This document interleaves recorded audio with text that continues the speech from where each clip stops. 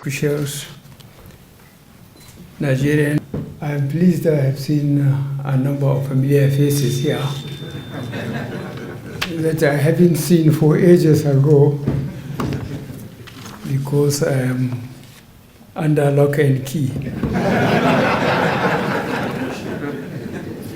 It is my great pleasure for me to join you today as the inaugural session of the Nigerian International Partnership Forum. I thank the organizers for this well-intentioned initiative. I also thank the Nigerian and French diplomatic and business communities for their sustained faith in Nigeria, confidence in our government, and significant contributions to our economic prospects. France-Nigeria bilateral relations are currently at their best.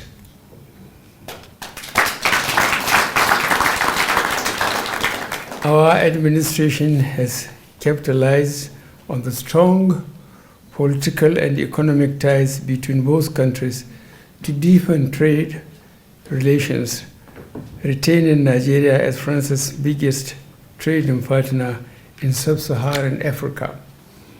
I believe that the robust bilateral engagement fits into the French plan to reset and rebalance its foreign policy framework in Africa for sustainable and mutually beneficial partnership. Most recently in Glasgow and earlier in Riyadh, I stressed the importance of international cooperation in addressing the diverse challenges triggered by COVID-19 pandemic. If anything ever tested multilateralism and signaled the poor state of international cooperation, it was the absence of a viable global plan for tackling the pandemic. However, with the emergence and efficacy of vaccines, the world anticipates a brighter future. For us in Nigeria, lessons drawn from the pandemic prompted us to redouble our efforts to mitigate its socio-economic effects. Despite prevailing uncertainties, our equitable and sustainable reform initiatives resulted in substantial economic gains and steady recovery.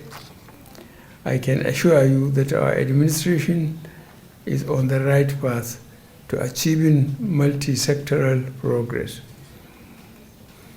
We have revitalized the economy by increasing investments in capacity building, health, infrastructure, women's empowerment, climate change, and food security.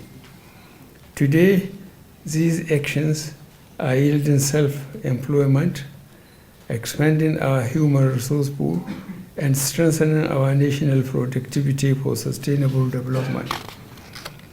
Recognizing the importance of security to our nation's risk profile, we reassessed and updated our national security strategy in 2019. The implementation of this multi-sectoral strategy has contributed to the progress we have made in fighting insurgents and terrorists in northeast of the country. Working closely with international partners, we are firmly addressing the root causes of crimes and taking measures to prevent and counter violent extremism. As I said on the 5th edition of the Future Investment Initiative Summit in Riyadh, Saudi Arabia, investing in humanity is investing in our collective survival. With this in mind, we have incorporated the public-private partnership model into our economic recovery plan to attract private sector participation in the financing and operations of critical economic and social infrastructure. This measure is already helping to mitigate COVID-19 triggered capital flight and decline in grant and development financing. Also, at the just concluded COP26 in Glasgow, I stressed the link between modern infrastructure and overall economic development of a nation. Hence, the massive infrastructure expansion program we have been executing in various sectors since the beginning of this administration. $1.5 trillion is the cumulative amount estimated to be spent within a period of 10 years from 2015. So far, we have made significant investment in railways, seaports, roads, renewable energy, housing, and many other attractive to prospective investors. Institutions such as the Nigerian Sovereign Investment Authority and the recently created Infrastructure Corporation of Nigeria run as independent and world-class institutions to support and facilitate investment in the country.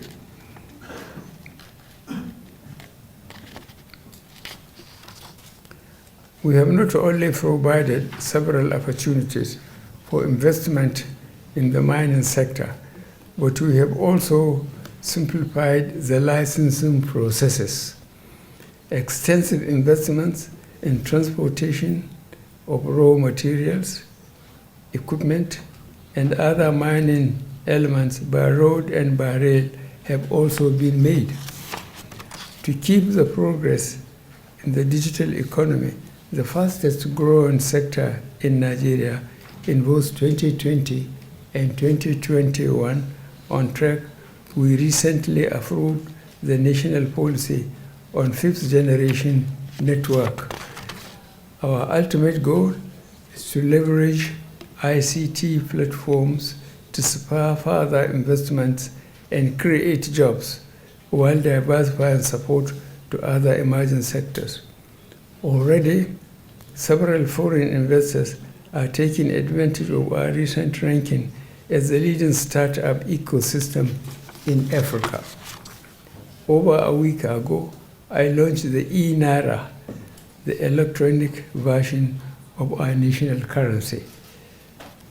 When fully operationalized, this innovation will increase participation in fintech within Nigeria, increase efficiency in the banking sector, and boost our capacity to combat illicit flow of funds. In the oil and gas sector, I recently signed the Petroleum Industry Act. The legislation, which is expected to serve as a liberalizing force in the industry, introduce incentives such as tax holidays, zero-interest loans, and easy repatriation of profits. Our plan is to increase liquefied natural gas exports and expand our domestic market. Partnerships in textile and leather processing, tourism, and health sectors are also areas we can explore. In the agricultural sector, through our Anchor Borrowers program, we provided loans and technical support to smallholder farmers, leading to the expansion in the number of rice mills in Nigeria from 10 in 2014 to 40 today. The country has also increased the number of active fertilizer blending plants to more than 46 from fewer than 5 in 2014. Similarly, we have set aside several million hectares of available arable land for agriculture and have embarked on the creation of subshell agriculture processing zone across the country. I am proud to reiterate our resolve to reduce and ultimately eliminate obstacles to access and retention of foreign direct investment. Our investment-friendly policies are backed by the rule of law, practical security policies, and a resilient population. Let me finally stress that Nigeria is open for partnership and cooperation. I invite the French businesses community to take advantage of the vast investment opportunities in Africa's largest economy. As our development partners, rest assured that we will stand together with you throughout our partnership journey to guarantee our mutual interest. Once again, I sincerely appreciate the time taken by our friends and partners to be here today and the confidence reposed in Nigeria as the gateway for investments in Africa. I wish both sides of the partnership very fruitful engagements. Thank you very much.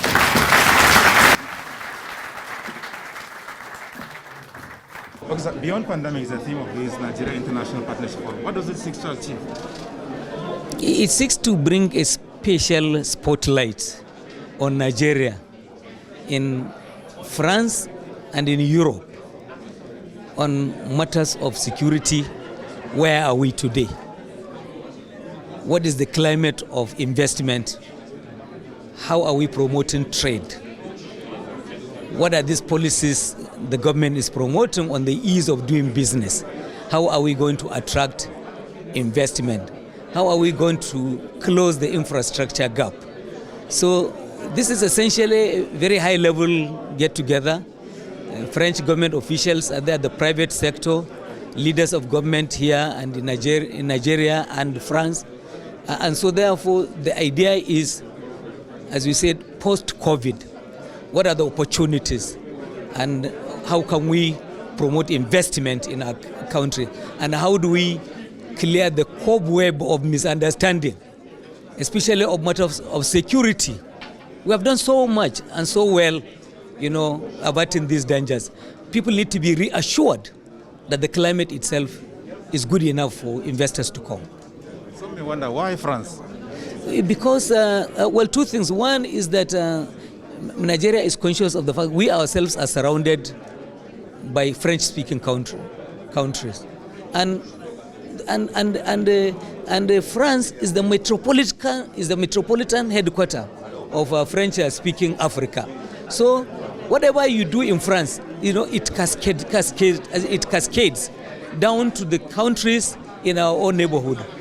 Some influence being generated from here over, and above all, there is a sense that Nigeria is misunderstood in France and in much of Europe.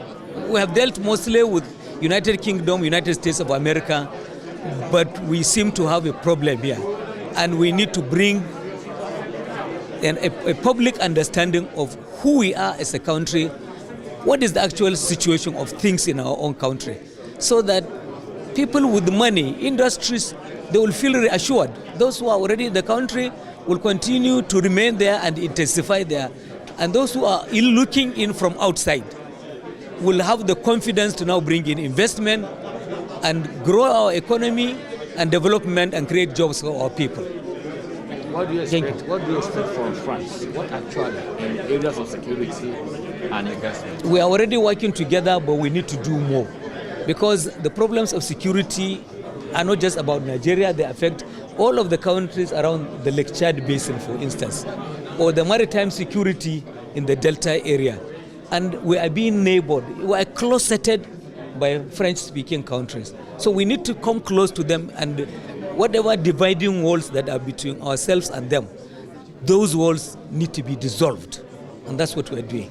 Do you expect more stronger economic ties? Oh, absolutely. Given that we have French companies already. Absolutely. Now, this is the leading investment destination. Nigeria is the leading investment destination for France in the sub-Saharan Africa. we want to maintain that lead.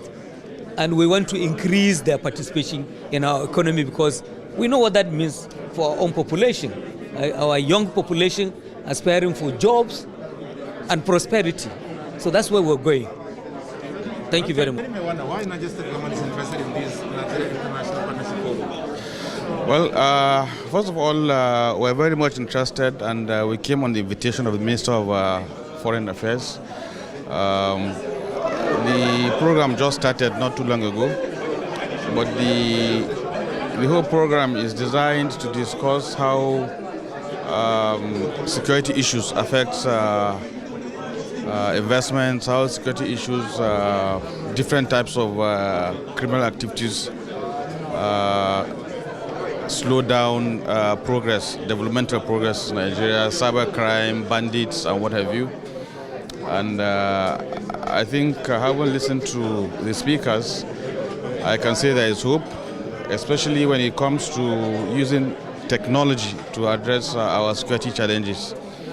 I have already seen signs because we have already started engaging the Minister of Communication towards some initiatives that we have used in recent times to curtail some of these bandits' activities. And it appears that the activities of bandits is not just in Nigeria, it's in most parts of Africa, especially West Africa. So engaging most of the speakers here, having listened to their efforts, I think there is hope. It also shows that everyone is concerned. And I believe with efforts of the federal government, very soon, most of these challenges will be addressed. So what will be your major takeaways from here? Well, my major takeaways from here, first of all, I will leave here with a peaceful mind. Actually, in the past, I thought we were left alone. But what I have heard and seen today, it appears that there is a great attention in what is happening. And if once we're able to acknowledge that there is a problem, then a solution is coming soon. Thanks for checking out SYMFONI on YouTube. Please be sure to subscribe and like our videos for updates.